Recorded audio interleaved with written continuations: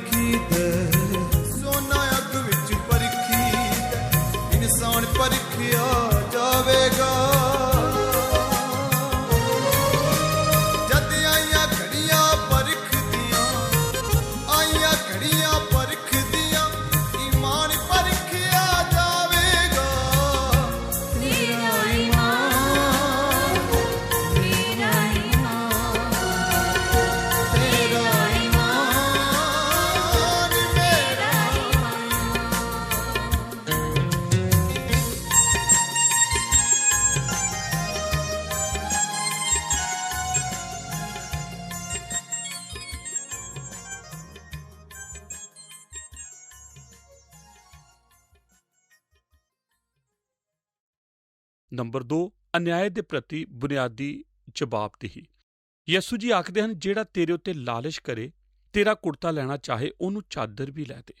ਯਹੂਦੀ ਵਿਵਸਥਾ ਦੇ ਅਧੀਨ ਯਿਸੂ ਦੇ ਜ਼ਮਾਨੇ ਵਿੱਚ ਇੱਕ ਕਰਜ਼ਾਰ ਦਾ ਇੱਕ ਹੱਕ ਹੁੰਦਾ ਸੀ ਕਿ ਉਹ ਆਪਣੇ ਕਰਜ਼ਾਈ ਦਾ ਕੁੜਤਾ ਹਥਿਆ ਸਕਦਾ ਸੀ। ਉਹਨਾਂ ਕੋਲ ਜ਼ਿਆਦਾ ਜਾਇਦਾਦ ਨਹੀਂ ਹੁੰਦੀ ਸੀ। ਇੱਕ ਕੁੜਤਾ ਉਹਨਾਂ ਦੀ ਆਰਥਿਕ ਸਥਿਤੀ ਦਾ ਇੱਕ ਮਹੱਤਵਪੂਰਨ ਭਾਗ ਸਮਝਿਆ ਜਾਂਦਾ ਸੀ। ਇਸ ਕਰਕੇ ਉਹ ਕੁੜਤੇ ਲਈ ਅਕਸਰ ਕਾਨੂੰਨੀ ਮਦਦ ਇੱਕ ਦੂਸਰੇ ਲਈ ਲੈਂਦੇ ਸਨ। ਇਸ ਤਰ੍ਹਾਂ ਉਹ ਕਾਨੂੰਨੀ ਮਾਮਲੇ ਵਿੱਚ ਇੱਕ ਪ੍ਰਤਿੱਗਿਆ ਦਾ ਹੱਲ ਰੱਖਦੇ ਸਨ। ਕੂਚ 22 ਅਧਿਆਇ 26 ਤੇ 27 ਪੁਰਾਣੇ ਨੇਮ ਦੀ ਵਿਵਸਥਾ ਜੋ ਠੀਕ ਇਸ ਗੱਲ ਨਾਲ ਨਿਪਟਦਾ ਹੈ। ਜੇ ਤੂੰ ਆਪਣੇ ਗੁਆਂਢੀ ਦੀ ਚਾਦਰ ਗਹਿਣੇ ਰੱਖੇ ਤਾਂ ਸੂਰਜ ਡੁੱਬਣ ਤੋਂ ਪਹਿਲਾਂ ਉਹਨੂੰ ਮੋੜ ਦੇ, ਕਿਉਂ ਜੋ ਉਹੀ ਉਸ ਦਾ ਓੜਨਾ ਹੈ। ਇਹ ਉਸ ਦੇ ਸਰੀਰ ਲਈ ਚਾਦਰ ਹੈ। ਉਹ ਕਾਹਦੇ ਵਿੱਚ ਲੰਮਾ ਪਵੇਗਾ? ਇਉਂ ਹੋਵੇਗਾ ਜਦ ਉਹ ਮੇਰੇ ਅੱਗੇ ਦੁਹਾਈ ਦੇਵੇਗਾ ਤੇ ਮੈਂ ਸੁਣਾਂਗਾ, ਕਿਉਂ ਜੋ ਮੈਂ ਕਿਰਪਾਲੂ ਹਾਂ। ਇੱਥੇ ਯਿਸੂ ਜੀ ਇਸ ਬਾਰੇ ਗੱਲਬਾਤ ਕਰਦੇ ਸਨ। ਉਹ ਪੁਰਾਣੇ ਨੇਮ ਦੀ ਵਿਵਸਥਾ ਸੀ ਜੋ ਇਸ ਤਰ੍ਹਾਂ ਸੀ। ਯਹੂਦੀ 2 ਕੁੜਤੇ ਪਹਿਨਦੇ ਸਨ ਜਿਸ ਨੂੰ ਚੋਗਾ ਆਖਿਆ ਜਾਂਦਾ ਸੀ। ਫਿਰ ਉਹ ਇੱਕ ਚਾਦਰ ਵੀ ਉੱਪਰ ਲੈਂਦੇ ਸਨ ਜੋ ਕੰਬਲ ਦੀ ਤਰ੍ਹਾਂ ਹੁੰਦੀ ਸੀ ਅਤੇ ਇਸੇ ਚੱਦਰ ਦਾ ਇਸਤੇਮਾਲ ਉਹ ਕਰਦੇ ਸਨ। ਅਤੇ ਯਿਸੂ ਜੀ ਨੇ ਕਦੇ-ਕਦੇ ਆਖਿਆ ਸੀ, ਆਪ ਇੱਕ ਮੁਕੱਦਮੇ ਵਿੱਚ ਪੈ ਸਕਦੇ ਹੋ ਅਤੇ ਹੋ ਸਕਦਾ ਹੈ ਕੋਈ ਆਪ ਦਾ ਕੁੜਤਾ ਲੈਣਾ ਚਾਹੇ ਜੋ ਆਪ ਦੇ ਬਿਸਤਰ ਦੇ ਹੇਠਾਂ ਦਾ ਕੱਪੜਾ ਹੈ, ਅਤੇ ਇਹ ਅਨਿਆਏ ਹੈ ਅਤੇ ਠੀਕ ਨਹੀਂ, ਅਤੇ ਆਪ ਜਾਣਦੇ ਹੋ ਕਿ ਇਹ ਠੀਕ ਨਹੀਂ ਹੈ। ਯਿਸੂ ਜੀ ਨੇ ਆਖਿਆ ਸੀ, ਕਦੇ-ਕਦੇ ਇਸ ਸਭ ਦੇ ਵਿਚਕਾਰ ਜਦੋਂ ਉਹ ਆਪ ਦਾ ਕੁੜਤਾ ਲੈ ਚੁੱਕਿਆ ਤਦ ਉਸ ਨੂੰ ਆਪਣਾ ਕੰਬਲ ਵੀ ਲੈਣ ਦਿਓ। ਆਪ ਖੁਦ ਉਸ ਨੂੰ ਉਹ ਦੇ ਦਵੋ। ਆਪ ਨੂੰ ਯਾਦ ਰੱਖਣਾ ਪੈਣਾ ਹੈ ਕਿ ਯਿਸੂ ਜੀ ਜਾਣਦੇ ਸਨ ਕਿ ਉਹ ਰਾਤ ਨੂੰ ਵਾਪਸ ਕਰਨ ਜਾ ਰਿਹਾ ਹੈ, ਕਿਉਂਕਿ ਉਸ ਨੂੰ ਇਹ ਰਾਤ ਪੈਣ ਤੋਂ ਪਹਿਲਾਂ ਹੀ ਵਾਪਸ ਕਰਨਾ ਪੈਣਾ ਹੈ। ਪਰ ਉਸ ਨੇ ਆਪਣਾ ਕੰਬਲ ਵੀ ਦੇ ਦਿਓ। ਕੀ ਆਪ ਕਿਸੇ ਦੀ ਜਵਾਬਦੇਹੀ ਦੀ ਕਲਪਨਾ ਕਰ ਸਕਦੇ ਹੋ ਜਦੋਂ ਉਹ ਇਸ ਤਰ੍ਹਾਂ ਵਰਤਦਾ ਹੈ ਕਿ ਅਸੀਂ ਇੱਕ ਅਨਿਆਏ ਦੇ ਯੁੱਗ ਵਿੱਚ ਰਹਿ ਰਹੇ ਹਾਂ? ਕਿ ਅੱਜ ਸਾਡੇ ਸੱਭਿਆਚਾਰ ਵਿੱਚ ਕਦੇ ਅਨਿਆਏ ਪਾਉਂਦਾ ਹੈ? ਕੋਈ ਸਾਡੇ ਸੱਭਿਆਚਾਰ ਵਿੱਚ ਸਾਡੇ ਨਾਲ ਕੀਤੇ ਅਨਿਆਏ ਦੀ ਕੋਈ ਉਦਾਹਰਨ ਦਿਓ। ਇਹ ਤਾਂ ਇੱਕ ਲਿਟਲ ਰੈੱਡ ਰੀਡਿੰਗ ਹੁੱਡ ਦੇ ਬਾਰੇ ਹੈ। ਇੱਕ ਦਲੇਰ ਲੱਕੜਹਾਰੇ ਦੇ ਦੁਆਰਾ ਇੱਕ ਬਘਿਆੜ ਨੂੰ ਮਾਰ ਕੇ ਲਿਟਲ ਰੈੱਡ ਰੀਡਿੰਗ ਹੁੱਡ ਨੂੰ ਬਚਾਉਣ ਤੋਂ ਬਾਅਦ ਇੱਕ ਤਹਿਕੀਕੀਤ ਕੀਤੀ ਜਾਵੇਗੀ। ਇਸ ਬਘਿਆੜ ਨੇ ਪਹਿਲੇ ਹੀ ਉਸ ਦੀ ਦਾਦੀ ਨੂੰ ਖਾ ਲਿਆ ਸੀ ਅਤੇ ਫਿਰ ਲਿਟਲ ਰੈੱਡ ਨੂੰ ਮਾਰਨ ਦੀ ਕੋਸ਼ਿਸ਼ ਕੀਤੀ ਸੀ। ਹੁਣ ਕੁਝ ਅਸਲੀਤਾਂ ਉੱਭਰ ਕੇ ਅੱਗੇ ਆਉਣਗੀਆਂ। ਸਭ ਤੋਂ ਪਹਿਲਾਂ ਬਘਿਆੜ ਨੂੰ ਮਾਰਨ ਤੋਂ ਪਹਿਲਾਂ ਉਸ ਦੇ ਬਾਰੇ ਜਾਣਕਾਰੀ ਨਹੀਂ ਸੀ ਦਿੱਤੀ ਗਈ। ਫਿਰ ਇਹ ਸਿੱਟਾ ਕੱਢਿਆ ਇਸ ਵਿੱਚ ਸ਼ਾਮਲ ਹੋਵੇਗੀ ਕਿ ਭਾਵੇਂ ਉਸ ਬਜ਼ੁਰਗ ਔਰਤ ਨੂੰ ਮਾਰਨਾ ਬਹੁਤ ਹੀ ਬੁਰੀ ਗੱਲ ਰਹੀ ਹੋਵੇ, ਪਰ ਅਸਲ ਵਿੱਚ ਭੁੱਖਾ ਅਤੇ ਜ਼ਰੂਰਤਮੰਦ ਬਘਿਆੜ ਆਪਣਾ ਹੀ ਕੰਮ ਕਰ ਰਿਹਾ ਸੀ ਅਤੇ ਇਸ ਤਰ੍ਹਾਂ ਉਹ ਮੌਤ ਦਾ ਹੱਕਦਾਰ ਨਹੀਂ ਸੀ। ਇਸ ਆਧਾਰ ਤੇ ਉਹ ਜੱਜ ਇਹ ਫੈਸਲਾ ਕਰੇਗਾ ਕਿ ਬਘਿਆੜ ਦੇ ਵਿਰੋਧੀ ਕੋਈ ਕਾਨੂੰਨ ਆਧਾਰ ਦੋਸ਼ਾਂ ਦੇ ਲਾਉਣ ਵਾਸਤੇ ਨਹੀਂ ਸੀ ਅਤੇ ਇਸ ਕਰਕੇ ਉਹ ਲੱਕੜਹਾਰਾ ਇੱਕ ਘਾਤਕ ਹਥਿਆਰ ਨਾਲ ਬਿਨਾਂ ਉਕਸਾਇਆ ਹਮਲਾ ਕਰਨ ਦਾ ਦੋਸ਼ੀ ਸੀ। ਫਿਰ ਉਸ ਨੂੰ ਗ੍ਰਿਫਤਾਰ ਕਰਕੇ ਕੇਸ ਚਲਾਇਆ ਜਾਵੇਗਾ। ਦੋਸ਼ੀ ਠਹਿਰਾਏ ਕੇ 99 ਸਾਲ ਦੀ ਸਜ਼ਾ ਦਿੱਤੀ ਜਾਵੇਗੀ। ਉਸ ਦੀ ਦਾਦੀ ਮਾਂ ਨਾਲ ਸੰਬੰਧਿਤ ਦੁਰਘਟਨਾ ਤੋਂ 1 ਸਾਲ ਬਾਅਦ ਉਸ ਦੀ ਝੌਂਪੜੀ ਉਸ ਬਘਿਆੜ ਨੂੰ ਸਮਰਪਿਤ ਇੱਕ ਮੰਦਰ ਵਜੋਂ ਨਿਯੁਕਤ ਕੀਤੀ ਜਾਵੇਗੀ। ਉੱਥੇ ਆਪਣਾ ਉਸਨੇ ਖੂਨ ਬਹਾ ਕੇ ਮਰ ਗਿਆ ਸੀ। ਫਿਰ ਉਸ ਬਹਾਦਰ ਸ਼ਹੀਦ ਬਘਿਆੜ ਦੀ ਯਾਦਗਾਰੀ ਵਜੋਂ ਫੁੱਲ ਚੜ੍ਹਾਏ ਜਾਣਗੇ। ਇੱਥੋਂ ਤੱਕ ਕਿ ਉਸ ਲਿਟਲ ਰੈੱਡ ਰੀਡਿੰਗ ਹੁੱਡ ਦੇ ਦੁਆਰਾ ਵੀ ਜੋ ਵਿਆਖਿਆ ਕਰਦਿਆਂ ਇਹ ਆਖੇਗੀ ਕਿ ਜਦੋਂ ਕਿ ਉਹ ਉਸ ਲੱਕੜਹਾਰੇ ਦੀ ਦਖਲ ਅੰਦਾਜ਼ੀ ਦੇ ਲਈ ਉਸ ਦੀ ਧੰਨਵਾਦੀ ਸੀ। ਪੂਰਨ ਦ੍ਰਿਸ਼ਟੀ ਵਜੋਂ ਉਸ ਨੇ ਜਾਣ ਲਿਆ ਸੀ ਕਿ ਉਹ ਜ਼ਰੂਰਤ ਤੋਂ ਵੱਧ ਪ੍ਰਤੀਕਿਰਿਆ ਕਰ ਚੁੱਕੀ ਸੀ।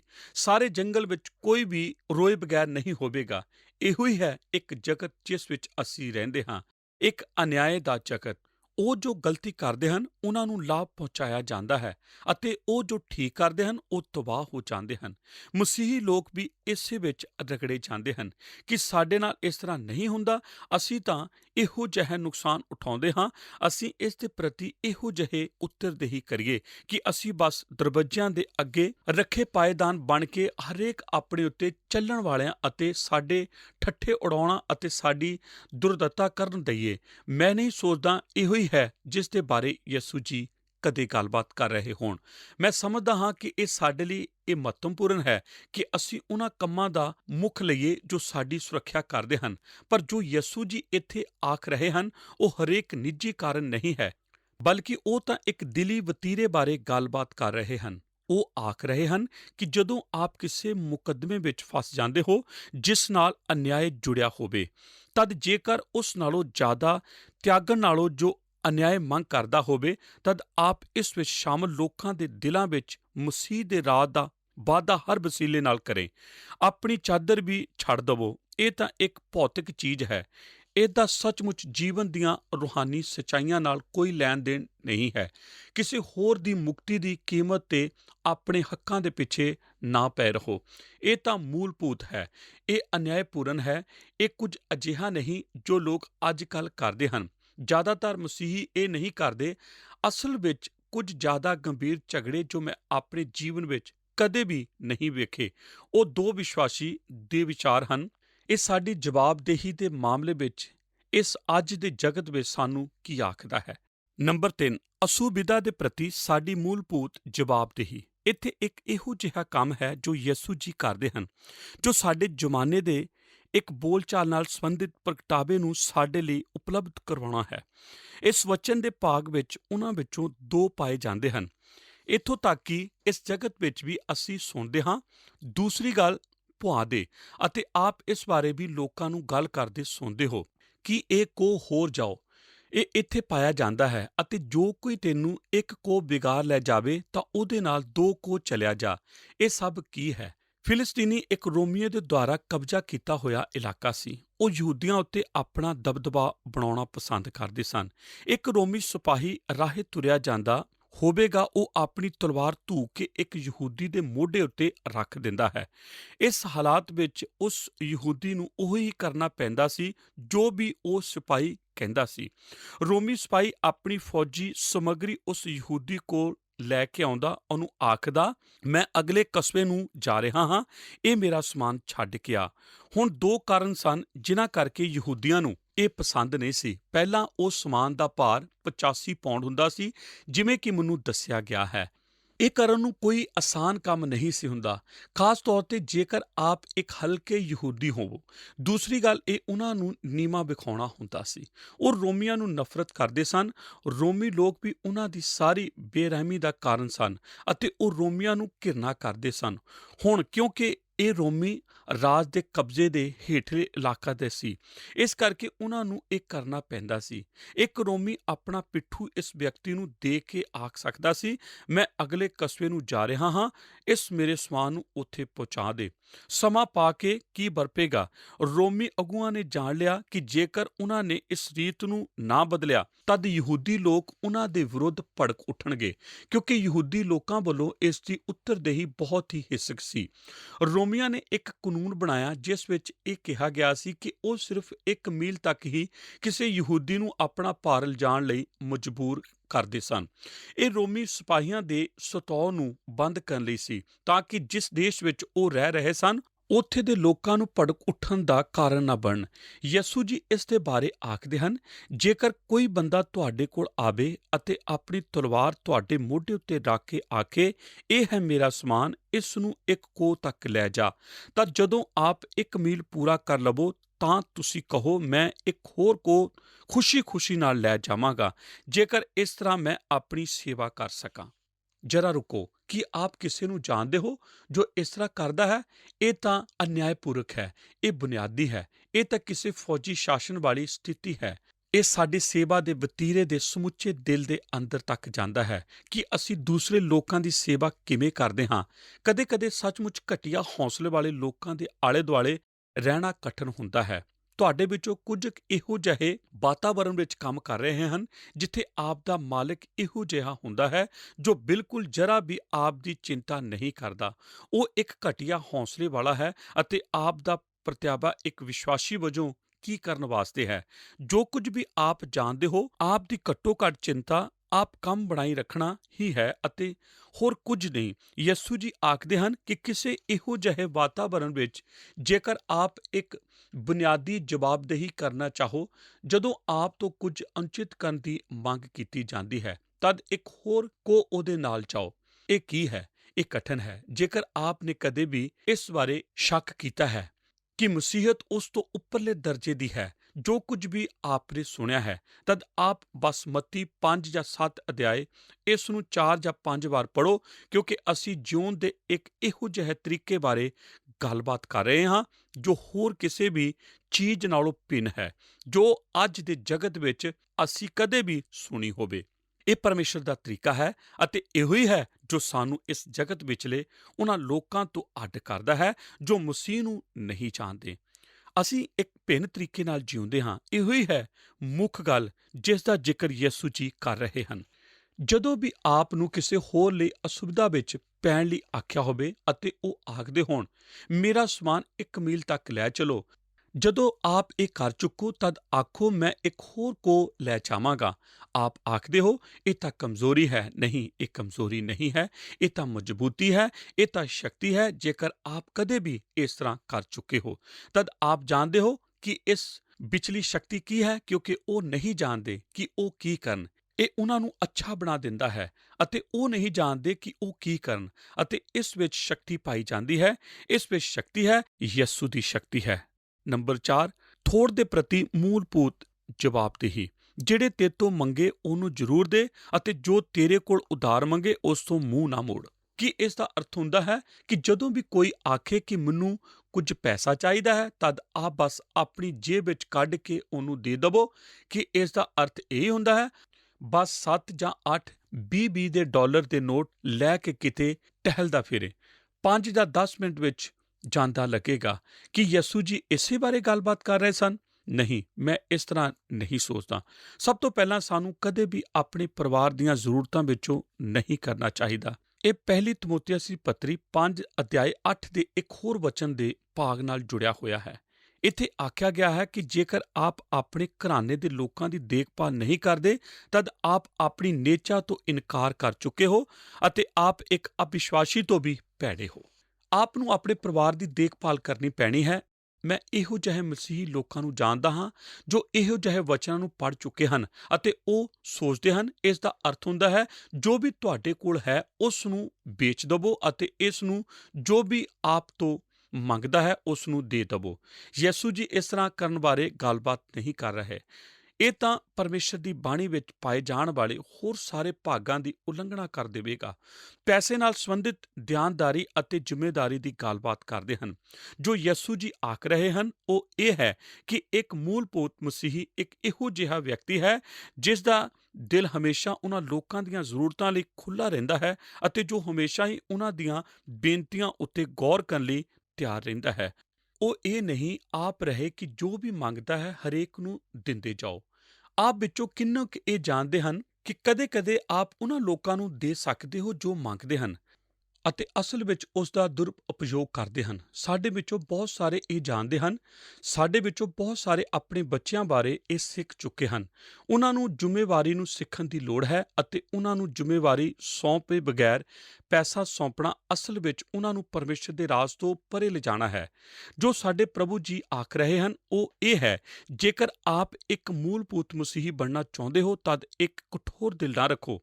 ਜਿਵੇਂ ਕਿ ਮੈਂ ਲੋਕਾਂ ਨੂੰ ਇਹ ਆਖਦਿਆਂ ਸੁਣਦਾ ਹਾਂ, ਇਸ ਤਰ੍ਹਾਂ ਸੁਣਦਾ ਹਾਂ, ਇੱਧਰ ਨਾ ਘੁੰਮੋ। ਕਿਸੇ ਨੂੰ ਹਮੇਸ਼ਾ ਹੀ ਆਪਣਾ ਹੱਥ ਕੱਢਿਆ ਹੋਇਆ ਰੱਖਿਆ ਹੈ। ਜੇਕਰ ਉਹ ਆਪਣਾ ਹੱਥ ਕੱਢ ਕੇ ਰੱਖਦੇ ਹਨ ਤਦ ਯਿਸੂ ਜੀ ਆਖਣਗੇ ਜਾਓ ਕਿ ਇਹ ਕਾਹਦੇ ਵਾਸਤੇ ਹੈ।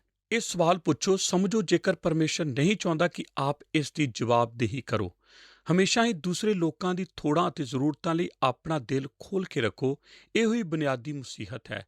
ਮੈਂ ਜਾਣਦਾ ਹਾਂ ਕਿ ਅੱਜ ਕੱਲ੍ਹ ਬਹੁਤ ਸਾਰੇ ਮਸੀਹੀ ਲੋਕ ਵਿਕਸਿਤ ਹੋ ਚੁੱਕੇ ਹਨ ਅਤੇ ਇਹ ਉਸ ਸੱਭਿਆਚਾਰ ਦੇ ਕਰਕੇ ਹੈ ਜਿਸ ਵਿੱਚ ਅਸੀਂ ਰਹਿੰਦੇ ਹਾਂ ਅਤੇ ਸਾਡੇ ਸੱਭਿਆਚਾਰ ਵਿੱਚ ਪਾਏ ਜਾਣ ਵਾਲੇ ਅਨਿਆਏ ਦੇ ਕਰਕੇ ਉਹ ਇੱਕ ਕਠੋਰ ਦਿਲ ਦੂਸਰੇ ਲੋਕਾਂ ਦੀਆਂ ਜ਼ਰੂਰਤਾਂ ਦੇ ਪ੍ਰਤੀ ਵਿਕਸਿਤ ਕਰ ਚੁੱਕੇ ਹਨ। ਪਰਮੇਸ਼ਰ ਆਖਦਾ ਹੈ ਅਤੇ ਯਿਸੂ ਜੀ ਵੀ ਆਖਦੇ ਹਨ, ਇਹ ਇਸ ਤਰ੍ਹਾਂ ਨਾ ਹੋਣ ਦਿਓ। ਦੂਸਰਿਆਂ ਦੀਆਂ ਥੋੜਾਂ ਦੇ ਪ੍ਰਤੀ ਇੱਕ ਖੁੱਲ੍ਹਦਿਲੀ ਰੱਖੋ। ਜੇਕਰ ਕੋਈ ਆ ਕੇ ਆਖਦਾ ਹੈ ਮੈਨੂੰ ਮਦਦ ਦੀ ਲੋੜ ਹੈ, ਹਮੇਸ਼ਾ ਸੁਣਨ ਲਈ ਤਿਆਰ ਹੋ। ਇਸ ਦੀ ਜਵਾਬਦੇਹੀ ਲਈ ਹਮੇਸ਼ਾ ਯਿਸੂ ਵਾਲਾ ਦਿਲ ਰੱਖੋ। ਮਸੀਹੀ ਜੀਵਨ ਭਿੰਨ ਹੈ, ਪੂਰੀ ਤਰ੍ਹਾਂ ਭਿੰਨ ਉਹ ਹਰੇਕ ਚੀਜ਼ ਨਾਲੋਂ ਜਿਸ ਬਾਰੇ ਆਪ ਨੇ ਕਿਸੇ ਵੀ ਥਾਂ ਸੁਣਿਆ ਹੋਵੇ। ਮੈਂ ਤੁਹਾਨੂੰ ਦੱਸਣਾ ਚਾਹੁੰਦਾ ਹਾਂ ਕਿ ਇਹ ਇੱਕ ਇਹੋ ਜਿਹੀ ਮਹੱਤਵਪੂਰਨ ਸੱਚਾਈ ਹੈ। ਮੈਂ ਕੁਝ ਲੋਕਾਂ ਨੂੰ ਜਾਣਦਾ ਹਾਂ ਜੋ ਪਹਾੜੀ ਉਪਦੇਸ਼ ਦਾ ਅਧਿਐਨ ਕਰਦੇ ਹਨ ਅਤੇ ਉਹ ਇਹ ਸੋਚਦੇ ਹਨ ਕਿ ਇਹ ਅੱਜ ਕੱਲ੍ਹ ਲਈ ਨਹੀਂ ਹੈ। ਭਵਿੱਖ ਨਾਲ ਸੰਬੰਧਿਤ ਗੱਲਾਂ ਦੇ ਲਿਹਾਜ਼ ਨਾਲ ਆਪ ਇਸ ਨੂੰ ਕਿਸੇ ਪਾਸੇ ਵੀ ਘੁਮਾ ਸਕਦੇ ਹੋ, ਪਰ ਸੱਚਾਈ ਤਾਂ ਸੱਚਾਈ ਹੀ ਹੈ ਅਤੇ ਇਹ ਸੱਚਾਈ ਹੈ ਜੋ ਕਦੇ ਵੀ ਜੀਵਨ ਨੂੰ ਬਦਲਣ ਵਾਲੀ ਹੈ ਅਤੇ ਖਾਸ ਕਰਕੇ ਸਾਡੇ ਜ਼ਮਾਨੇ ਵਿੱਚ। ਭਾਗ ਊੜਾ ਇਹੋ ਜਿਹੀਆਂ ਮੂਲਭੂਤ ਉੱਤਰਦਈਆਂ ਵਿਰੋਧਤਾ ਦੇ ਚੱਕਰ ਨੂੰ ਤੋੜ ਦਿੰਦੀਆਂ ਹਨ। ਉਹ ਜੋ ਸਾਡੇ ਜਗਤ ਵਿੱਚ ਅੱਜ ਵਰਪਦਾ ਹੈ ਉਹ ਇਹ ਹੈ ਕਿ ਵਿਰੋਧਤਾ ਹਿੱਸਾ ਦਾ ਹੇਠਲਾ ਸਿਰਾ ਹੈ। ਜਦੋਂ ਵੀ ਕੋਈ ਸੱਟ, ਚੋਟ ਜਾਂ ਕੋਈ ਅਨਿਆਏ ਜਾਂ ਕੋਈ ਅਸੁਵਿਧਾ ਹੋਵੇ ਤਦ ਲੋਕ ਵਿਰੋਧਤਾ ਵਿੱਚ ਸ਼ਾਮਲ ਹੋ ਜਾਂਦੇ ਹਨ। ਇਹ ਪਰਮੇਸ਼ਰ ਦੇ ਲੋਕਾਂ ਦੇ ਵਿੱਚ ਵਰਪਦਾ ਹੈ। ਇਹ ਸਾਡੇ ਪਰਿਵਾਰਾਂ ਵਿੱਚ ਵਰਪਦਾ ਹੈ। ਉਹਨਾਂ ਕਾਰਨਾਂ ਵਿੱਚੋਂ ਇੱਕ ਜਿਸ ਕਰਕੇ ਵਿਆਹ ਟੁੱਟ ਜਾਂਦੇ ਹਨ ਉਹ ਇਹ ਹੈ ਕਿਉਂਕਿ ਵਿਰੋਧਤਾ ਦਾ ਚੱਕਰ ਸ਼ੁਰੂ ਹੋ ਜਾਂਦਾ ਹੈ ਅਤੇ ਕੋਈ ਨਹੀਂ ਜਾਣਦਾ ਹੁੰਦਾ ਕਿ ਇਸ ਨੂੰ ਕਿਵੇਂ ਰੋਕਣਾ ਹੈ। ਜਦੋਂ ਲੋਕ ਇਹੋ ਜਿਹੀ ਸਥਿਤੀ ਵਿੱਚ ਫਸ ਜਾਂਦੇ ਹਨ ਤਦ ਉਹਨਾਂ ਦਾ ਖਿਆਲ ਇਹੋ ਹੀ ਹੁੰਦਾ ਹੈ ਕਿ ਜਲਦੀ ਜਾਂ ਕੁਝ ਦੇਰ ਬਾਅਦ ਉਹਨਾਂ ਵਿੱਚੋਂ ਇੱਕ ਉਸ ਛੇਕਲੇ ਝਟਕੇ ਨੂੰ ਦੇਵੇਗਾ ਜੋ ਇਸ ਦਾ ਅੰਤ ਕਰ ਦੇਵੇਗਾ, ਪਰ ਇਹ ਕਦੇ ਵੀ ਕਾਰਜਸ਼ੀਲ ਨਹੀਂ ਹੁੰਦਾ। ਵਿਰੋਧਤਾ ਦੇ ਚੱਕਰ ਨੂੰ ਰੋਕਣ ਦਾ ਸਿਰਫ ਇੱਕੋ ਹੀ ਤਰੀਕਾ ਹੈ ਅਤੇ ਉਹ ਹੈ ਯਿਸੂ ਦੀ ਵਿਵਸਥਾ ਦੇ ਰਾਹੀਂ, ਜੋ ਆਖਦਾ ਹੈ ਕਿ ਮੈਂ ਝਟਕੇ ਨੂੰ ਸਹਿ ਲਵਾਂਗਾ ਅਤੇ ਵਿਰੋਧਤਾ ਨਹੀਂ ਕਰਾਂਗਾ। ਕਦੇ-ਕਦੇ ਸਾਨੂੰ ਹਥੌੜਾ ਹੋਣਾ ਪੈਣਾ ਹੈ, ਜਦੋਂ ਕਿ ਕਈ ਵਾਰ ਸਾਨੂੰ ਬਸ ਅਹਿਰੀਨ ਹੋਣਾ ਪੈਣਾ ਹੈ। ਸਾਨੂੰ ਲੋਕਾਂ ਨੂੰ ਉਹਨਾਂ ਦੇ ਕ੍ਰੋਧ ਵਿੱਚੋਂ ਬਾਹਰ ਕੱਢਣ ਦੀ ਜ਼ਰੂਰਤ ਹੈ ਅਤੇ ਚੋਟ ਨੂੰ ਭਸਮ ਕਰਨ ਲਈ ਕਾਫੀ ਮਜ਼ਬੂਤ ਅਤੇ ਕਾਫੀ ਸੌੜਾ ਹੋਣਾ ਪੈਣਾ ਹੈ। ਜਦੋਂ ਅਸੀਂ ਇਸ ਤਰ੍ਹਾਂ ਕਰਦੇ ਹਾਂ ਤਦ ਵਿਰੋਧਤਾ ਦਾ ਚੱਕਰ ਆਪਣੇ ਮਾਰਗਾਂ ਤੋਂ ਪੂਰੀ ਤਰ੍ਹਾਂ ਰੁਕ ਕੇ ਖਤਮ ਹੋ ਜਾਂਦਾ ਹੈ। ਫਿਰ ਵਿਰੋਧਤਾ ਕਰਨ ਨੂੰ ਕੁਝ ਵੀ ਬਾਕੀ ਨਹੀਂ ਰਹਿ ਜਾਂਦਾ ਤਾਂ ਠੀਕ ਕੀਤੇ ਜਾਣ ਦੀ ਵਿਧੀ ਆਰੰਭ ਹੁੰਦੀ ਹੈ। ਹੋ ਸਕਦਾ ਹੈ ਆਪ ਵਿੱਚੋਂ ਕੁਝ ਕੁ ਅੱਜ ਸਵੇਰੇ ਚਰਚ ਨੂੰ ਆਉਂਦਿਆਂ ਰਾਹ ਵਿੱਚ ਆਪਣੀ ਕਾਰ ਵਿੱਚ ਲੜੇ ਸੀ। ਆਪ ਬਦਲੇ ਦੀ ਭਾਵਨਾ ਨੂੰ ਰੱਖੇ ਰਹੇ। ਉਹ ਇਹ ਆਖਦੀ ਸੀ, ਆਪ ਇਹ ਆਖਦੇ ਸੀ, ਹੁਣ ਆਪ ਇਹ ਆਖਣ ਜਾ ਰਹੇ ਹੋ ਅਤੇ ਆਪ ਜਾਣਦੇ ਹੋ ਕਿ ਉਹ ਇਹ ਆਖਣ ਜਾ ਰਹੀ ਹੈ। ਕਦੇ ਨਾ ਕਦੇ ਕਿਸੇ ਨਾ ਕਿਸੇ ਨੂੰ ਰੁਕਣਾ ਅਤੇ ਆਖਣਾ ਪੈਣਾ ਹੈ, ਇੱਕ ਮਿੰਟ ਰੁਕੋ, ਮੈਂ ਅੱਗੇ ਨੂੰ ਇਹ ਨਹੀਂ ਬਰਪਣ ਦੇਣ ਜਾ ਰਿਹਾ। ਮੈਂ ਇਹੋ ਜਿਹਾ ਇਨਸਾਨ ਹੋਣ ਜਾ ਰਿਹਾ ਹਾਂ ਜਦੋਂ ਸੱਟ ਨੂੰ ਸਹਿ ਲਵਾਂ।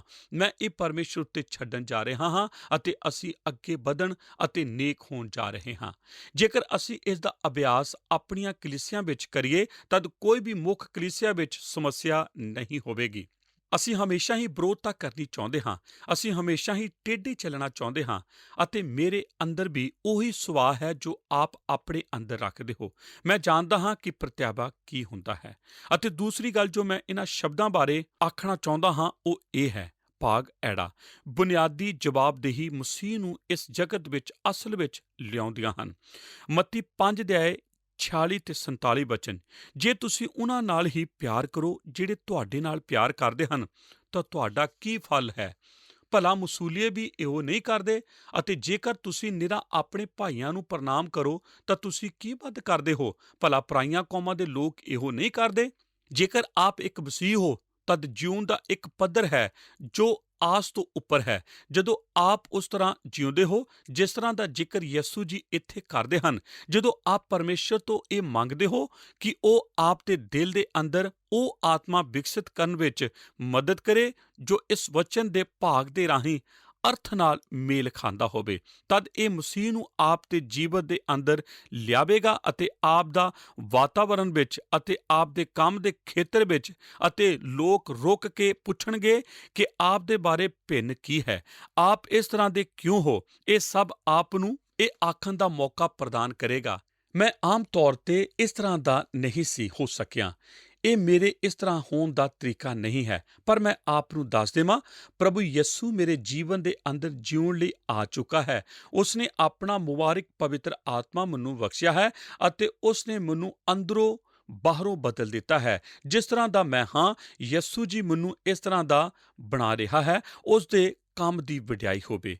ਰੋਮੀਓ ਦੀ ਪੱਤਰੀ 12 ਅਧਿਆਇ ਵਿੱਚ ਪੌਲੁਸ ਰਸੂਲ ਦੇ ਵਚਨ ਹਨ, ਹੇ ਪਿਆਰਿਓ, ਆਪਣਾ ਬਦਲਾ ਨਾ ਲਓ ਪਰ ਕ੍ਰੋਧ ਨੂੰ ਜਾਣ ਦਿਓ, ਕਿਉਂ ਜੋ ਲਿਖਿਆ ਹੋਇਆ ਹੈ ਕਿ ਪ੍ਰਭੂ ਆਖਦਾ ਹੈ, ਭਾਈ ਬਦਲਾ ਲੈਣਾ ਮੇਰਾ ਕੰਮ ਹੈ, ਮੈਂ ਹੀ ਵੱਟਾ ਲਵਾਂਗਾ। ਪਰ ਜੇ ਤੇਰਾ ਵੈਰੀ ਭੁੱਖਾ ਹੋਵੇ ਤਾਂ ਤੂੰ ਉਹਨੂੰ ਖਵਾ, ਜੇ ਧਿਆਇਆ ਹੋਵੇ ਤਾਂ ਤੂੰ ਉਹਨੂੰ ਪਿਆ, ਕਿਉਂ ਜੋ ਇਹ ਕਰਕੇ ਤੂੰ ਉਹਦੇ ਸਿਰ ਉੱਤੇ ਅੰਗਿਆਰਿਆਂ ਦਾ ਢੇਰ ਲਗਾ ਦੇਵੇਂਗਾ। ਅੰਤ ਵਿੱਚ ਇਹ ਮੁੱਖ ਵਚਨ ਹੈ ਜੋ ਅੱਜ ਦੇ ਦਿਨ ਦਾ ਸੰਦੇਸ਼ ਹੈ, ਬੁਰਾਈ ਤੋਂ ਨਾ ਹਾਰ, ਸਗੋਂ ਭਲਾਈ ਦੇ ਨਾਲ ਬੁਰਾਈ ਨੂੰ ਜਿੱਤ ਲੈ। ਉਸ ਪਵਿੱਤਰ ਆਤਮਾ ਦੇ ਦੁਆਰਾ ਜੋ ਸਾਡੇ ਅੰਦਰ ਵਸਦਾ ਹੈ, ਅਸੀਂ ਇਸ ਬੁਨਿਆਦੀ ਅਨਿਆਇਪੂਰਨ ਤਰੀਕੇ ਨਾਲ ਜੀ ਸਕਦੇ ਹਾਂ ਅਤੇ ਇਸ ਜਗਤ ਵਿੱਚ ਇੱਕ ਭਿੰਨਤਾ ਲਿਆ ਸਕਦੇ ਹਾਂ।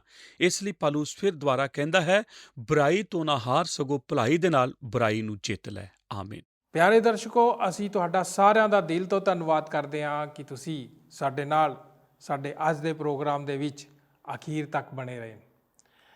ਅਸੀਂ ਬਾਈਬਲ ਬਾਣੀ ਦੇ ਵਿੱਚੋਂ ਮੱਤੀ ਦੀ ਅੰਜੀਲ ਦੇ 5 ਅਧਿਆਇ ਦੀ 38 ਤੋਂ 41 ਆਇਤਾਂ ਤੱਕ ਦੇ ਵਚਨਾਂ ਦਾ ਅਧਿਐਨ ਕਰ ਰਹੇ ਸੀ। ਇਹਨਾਂ ਵਚਨਾਂ ਦੇ ਰਾਹੀਂ ਅਸੀਂ ਕਿਸੇ ਵਿਅਕਤੀ ਦੀ ਬੇਇੱਜ਼ਤੀ ਦੇ ਪ੍ਰਤੀ ਉਸ ਦੀ ਜਵਾਬਦੇਹੀ ਦੇ ਬਾਰੇ ਚਰਚਾ ਕਰ ਰਹੇ ਸੀ। ਇਸ ਦੇ ਅਧਿਐਨ ਦੇ ਦੌਰਾਨ ਅਸੀਂ ਬੇਇੱਜ਼ਤੀ ਦੇ ਪ੍ਰਤੀ ਬੁਨਿਆਦੀ ਜਵਾਬਦੇਹੀ, ਬੇਇਨਸਾਫੀ ਦੇ ਪ੍ਰਤੀ ਜਵਾਬਦੇਹੀ, ਅਸੁਵਿਧਾ ਦੇ ਪ੍ਰਤੀ ਜਵਾਬਦੇਹੀ, ਥੂੜਾਂ ਦੇ ਪ੍ਰਤੀ ਜਵਾਬਦੇਹੀ ਦੇ ਬਾਰੇ ਜਾਣਿਆ। ਅਸੀਂ ਜਾਣਿਆ ਕਿ ਅਸੀਂ ਅਨਿਆਏ ਦੇ ਜਗਤ ਵਿੱਚ ਰਹਿੰਦੇ ਹਾਂ। ਜਿਹੜੇ ਗਲਤੀ ਕਰਦੇ ਹਨ ਉਹਨਾਂ ਨੂੰ ਤਾਂ ਫਾਇਦਾ ਮਿਲਦਾ ਹੈ, ਅਤੇ ਜਿਹੜੇ ਕੋਈ ਵੀ ਗਲਤੀ ਨਹੀਂ ਕਰਦੇ ਉਹਨਾਂ ਨੂੰ ਕੋਈ ਫਾਇਦਾ ਨਹੀਂ ਮਿਲਦਾ। ਆਪਣੀਆਂ ਥੁੜਾਂ ਦੇ ਪ੍ਰਤੀ ਜਵਾਬਦੇਹੀ ਦੇ ਵਿੱਚ ਅਸੀਂ ਜਾਣਿਆ ਕਿ ਸਾਨੂੰ ਹਮੇਸ਼ਾ ਦੂਜੇ ਲੋਕਾਂ ਦੀ ਜ਼ਰੂਰਤਾਂ ਨੂੰ ਪੂਰਾ ਕਰਨ ਦੀ ਕੋਸ਼ਿਸ਼ ਕਰਨੀ ਚਾਹੀਦੀ ਹੈ। ਲੋੜਵੰਦ ਲੋਕਾਂ ਦੀ ਮਦਦ ਕਰਨ ਵਿੱਚ ਖੁੱਲ੍ਹ ਦਿਲ ਰੱਖੋ। ਇਸ ਦੇ ਲਈ ਯਿਸੂ ਵਾਲਾ ਦਿਲ ਰੱਖੋ। ਇਹੋ ਹੀ ਸੱਚੀ ਮਸੀਹਤ ਹੈ। ਇਸ ਤੋਂ ਬਾਅਦ ਅਸੀਂ ਜਾਣਿਆ ਕਿ ਇਹ ਬਦਲਾ ਲੈਣ ਦੇ ਚੱਕਰ ਨੂੰ ਤੋੜਦਾ ਹੈ। ਜ਼ਿਆਦਾਤਰ ਵਿਆਹਾਂ ਦੇ ਟੁੱਟਣ ਦਾ ਇਹੋ ਕਾਰਨ ਹੁੰਦਾ ਹੈ। ਕੋਈ ਵੀ ਵਿਰੋਧਤਾ ਦੇ ਚੱਕਰ ਨੂੰ ਨਹੀਂ ਤੋੜਦਾ। ਅਸੀਂ ਇਹ ਕਿਵੇਂ ਕਰ ਸਕਦੇ ਹਾਂ? ਇਸ ਵਿਰੋਧਤਾ ਦੇ ਚੱਕਰ ਨੂੰ ਅਸੀਂ ਸਿਰਫ ਪ੍ਰਭੂ ਯਿਸੂ ਮਸੀਹ ਜੀ ਦੇ ਵਚਨਾਂ ਦੁਆਰਾ ਹੀ ਤੋੜ ਸਕਦੇ ਹਾਂ। ਇਸ ਤੋਂ ਬਾਅਦ ਅਸੀਂ ਜਾਣਿਆ ਕਿ ਬੁਨਿਆਦੀ ਜਵਾਬਦੇਹੀ ਮਸੀਹ ਨੂੰ ਅਸਲ ਦੇ ਵਿੱਚ ਜਗਤ ਵਿੱਚ ਲਿਆਂਦੀ ਹੈ। ਉਮੀਦ ਕਰਦੇ ਹਾਂ ਕਿ ਇਸ ਪ੍ਰੋਗਰਾਮ ਤੋਂ ਤੁਹਾਨੂੰ ਲਾਭ ਪਹੁੰਚਿਆ ਹੋਵੇਗਾ। ਜੇਕਰ ਤੁਸੀਂ ਸੱਚਮੁੱਚ ਆਸ਼ੀਸ਼ਿਤ ਹੋਏ ਹੋ ਤਾਂ ਤੁਸੀਂ ਆਪਣੇ ਅਨੁਭਵ ਨੂੰ ਸਾਡੇ ਨਾਲ ਜ਼ਰੂਰ ਸਾਂਝਾ ਕਰੋ। ਸਾਨੂੰ ਤੁਹਾਡੇ ਨਾਲ ਗੱਲਬਾਤ ਕਰਕੇ ਬਹੁਤ ਖੁਸ਼ੀ ਹੋਏਗੀ। ਸੰਪਰਕ ਕਰਨ ਦੇ ਲਈ ਸਾਡੇ ਫੋਨ ਨੰਬਰ ਤੁਹਾਡੀ ਸਕਰੀਨ ਤੇ ਦਿਖਾਏ ਜਾ ਰਹੇ ਹਨ। ਇਹਨਾਂ ਨੂੰ ਹੁਣੇ ਨੋਟ ਕਰੋ ਅਤੇ ਸਾਡੇ ਨਾਲ ਆਪਣੇ ਵਿਚਾਰ ਸਾਂਝੇ ਕਰੋ। ਸਾਡੇ ਸਲਾਹਕਾਰ ਹਮੇਸ਼ਾ ਤੁਹਾਡੀ ਸੇਵਾ ਦੇ ਲਈ ਤਤਪਰ ਹਨ। ਆਓ ਆਖਿਰ ਦੇ ਵਿੱਚ ਪ੍ਰਾਰਥਨਾ ਕਰਦੇ ਹਾਂ। ਸਾਡੇ ਸੱਚੇ ਜਿੰਦਾ ਪਰਮੇਸ਼ਵਰ, ਸਾਡੇ ਪਾਪਾਂ ਨੂੰ ਮਾਫ ਕਰਨ ਵਾਲੇ ਪਰਮੇਸ਼ਵਰ, ਪ੍ਰਭੂ ਯਿਸੂ ਮਸੀਹ ਜੀ ਦੇ ਦੁਆਰਾ ਸਾਡੇ ਉੱਤੇ ਕਿਰਪਾ ਕਰਨ ਵਾਲੇ ਪ੍ਰਭੂ, ਮਹਾਨ ਪਰਮੇਸ਼ਵਰ, ਅਸੀਂ ਅੱਜ ਦੇ ਵਚਨ ਦੇ ਲਈ ਤੁਹਾਡਾ ਧੰਨਵਾਦ ਕਰਦੇ ਹਾਂ ਕਿ ਪਿਤਾ ਪਰਮੇਸ਼ਵਰ, ਤੁਸੀਂ ਸਾਡਾ ਪ੍ਰਭੂ ਜੀ ਗਿਆਨ ਵਧਾਇਆ। ਤੁਸੀਂ ਸਾਡੇ ਉੱਤੇ ਕਿਰਪਾ ਕੀਤੀ ਕਿ ਅਸੀਂ ਅੱਜ ਤੁਹਾਡੇ ਵਚਨ ਦੇ ਦੁਆਰਾ ਇਸ ਗੱਲ ਨੂੰ ਜਾਣ ਸਕੇ ਕਿ ਜਦੋਂ ਇਸ ਸੰਸਾਰ ਦੇ ਲੋਕ ਸਾਨੂੰ ਨੀਚਾ ਦਿਖਾਣ, ਸਾਡੀ ਬੇਇੱਜ਼ਤੀ ਕਰਨ, ਤਾਂ ਸਾਨੂੰ ਉਸ ਦਾ ਜਵਾਬ ਕਿਸ ਤਰ੍ਹਾਂ ਦੇਣਾ ਹੈ। ਬਹੁਤ ਵਾਰੀ ਪਿਤਾ ਪਰਮੇਸ਼ਰ ਅਸੀਂ ਆਪਣੇ ਆਪ ਨੂੰ ਬੇਚਾਰਾ ਬਣ ਕੇ ਦੁੱਖ ਝੱਲ ਲੈਂਦੇ ਹਨ, ਪਰ ਪ੍ਰਭੂ ਅਸੀਂ ਤੁਹਾਡੇ ਵਚਨ 'ਚ ਸੁਣਿਆ ਕਿ ਸਾਨੂੰ ਉਹਨਾਂ ਦਾ ਜਵਾਬ ਦੇਣਾ ਚਾਹੀਦਾ, ਸਾਨੂੰ ਆਪਣਾ ਸਪਸ਼ਟੀਕਰਨ ਦੇਣਾ ਚਾਹੀਦਾ। ਉਹਦੇ ਬਾਅਦ ਵਿਰੋਧੀ ਸਾਡੀ ਸੁਣੇ ਜਾਂ ਨਾ ਸੁਣੇ ਕੋਈ ਫਰਕ ਨਹੀਂ ਪੈਂਦਾ, ਲੇਕਿਨ ਸਾਨੂੰ ਆਪਣੀ ਆਵਾਜ਼ ਜ਼ਰੂਰ ਉੱਚੀ ਕਰਨੀ ਚਾਹੀਦੀ ਹੈ। ਪਿਤਾ, ਧੰਨਵਾਦ ਕਰਦੇ ਹਾਂ ਇਸ ਅੱਛੇ ਵਚਨ ਵਾਸਤੇ। ਇਸ ਵਚਨ ਦੇ ਦੁਆਰਾ ਪ੍ਰਭੂ ਜੀ ਤੁਸੀਂ ਸਾਡੇ ਉੱਤੇ ਕਿਰਪਾ ਕੀਤੀ ਕਿ ਅਸੀਂ ਪਿਤਾ ਪਰਮੇਸ਼ਰ ਅਲੱਗ-ਅਲੱਗ ਤਰੀਕੇ ਦੀ ਜਦ ਬੇਇੱਜ਼ਤੀਆਂ ਨੂੰ ਸਹਿਣ ਕਰਦੇ ਹਾਂ ਤਾਂ ਪਿਤਾ ਪਰਮੇਸ਼ਰ ਉਹਦਾ ਪ੍ਰਤੀ ਉੱਤਰ ਅਸੀਂ ਕਿਸ ਤਰ੍ਹਾਂ ਦਈਏ, ਤੁਸੀਂ ਅੱਜ ਸਾਨੂੰ ਆਪਣੇ ਵਚਨਾਂ ਦੇ ਦੁਆਰਾ ਸਿਖਾਇਆ। ਮੇਰੀ ਪ੍ਰਾਰਥਨਾ ਪਿਤਾ ਪਰਮੇਸ਼ਰ, ਇਸ ਤਰ੍ਹਾਂ ਦੇ ਵਚਨਾਂ ਦੇ ਦੁਆਰਾ ਪ੍ਰਭੂ ਜੀ ਤੁਸੀਂ ਸਾਨੂੰ ਇਸੇ ਤਰ੍ਹਾਂ ਆਸ਼ੀਸ਼ ਤੇ ਬਰਕਤ ਦਿੰਦੇ ਜਾਓ। ਤੁਹਾਡਾ ਵਚਨ ਸਾਡੇ ਹਿਰਦਿਆਂ ਦੇ ਉੱਤੇ ਪੂਰੀ ਤਰ੍ਹਾਂ ਨਕਸ਼ ਕੀਤਾ ਜਾਏ। ਕੋਈ ਵੀ ਸ਼ੈਤਾਨ ਦੀ ਚਾਲ ਇਸ ਨੂੰ ਵਿਗਾੜ ਨਾ ਸਕੇ, ਕੋਈ ਵੀ ਇਹਨੂੰ ਚੁਰਾ ਕੇ ਲੈ ਜਾ ਨਾ ਸਕੇ, ਬਲਕਿ ਦਿਨ ਪ੍ਰਤੀ ਦਿਨ ਤੁਹਾਡੇ ਵਚਨ ਦੇ ਦੁਆਰਾ ਅਸੀਂ ਹੋਰ ਜ਼ਿਆਦਾ ਸਿੱਧ ਹੁੰਦੇ ਜਾਈਏ, ਹੋਰ ਜ਼ਿਆਦਾ ਮੈਚਿਓਰ ਹੁੰਦੇ ਜਾਈਏ। ਪਿਤਾ, ਤੁਹਾਡੀ ਕਿਰਪਾ ਦੇ ਲਈ ਤੁਹਾਡਾ ਧੰਨਵਾਦ। ਯਿਸੂ ਨਾਸਰੀ ਜੀ ਦੇ ਨਾਂ 'ਚ ਮੰਗਦੇ ਹਾਂ, ਆਮੀਨ। ਸਾਰਿਆਂ ਨੂੰ ਜੈ ਮਸੀਹ ਦੀ। ਕੀ ਤੁਹਾਨੂੰ ਇਹ ਪ੍ਰੋਗਰਾਮ ਪਸੰਦ ਆਇਆ? ਹੁਣੇ ਸਾਨੂੰ ਇੱਕ ਮਿਸ ਕਾਲ ਦਿਓ ਤੇ ਤੁਸੀਂ ਅਗਲੇ ਜੇਤੂ ਹੋ ਸਕਦੇ ਹੋ।